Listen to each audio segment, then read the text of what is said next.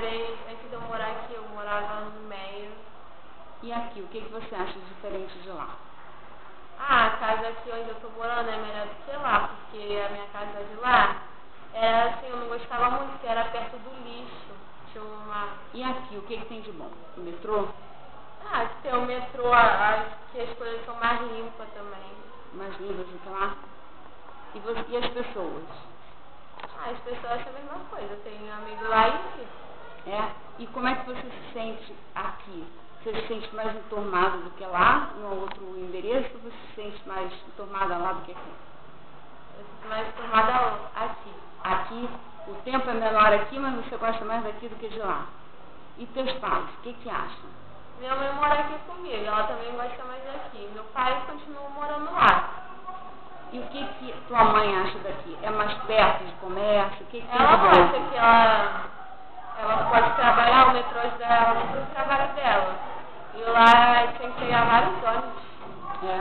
E aqui da escola, o que você acha da escola? Ah, eu acho bom. É, pelo menos está melhor do que era lá? Você se sente mais animada de vir para estudar aqui do que se sentia lá? Como é que é? Ah, acho que além dos professores também tem os colegas. E esses colegas são bons para você? Bom. Ajudam você nos trabalhos? Às vezes. É. E a situação da área aqui é perigosa? Você acha perigosa? É. Mas é que lá também era? Não. Não? Você não sentiu a mesma insegurança de lá e daqui? Não. O que tem de bom aqui é o transporte. É isso? É isso? E o lugar onde eu moro também. E quando você era pequenininha, morava no Meia? Morava no Meia também.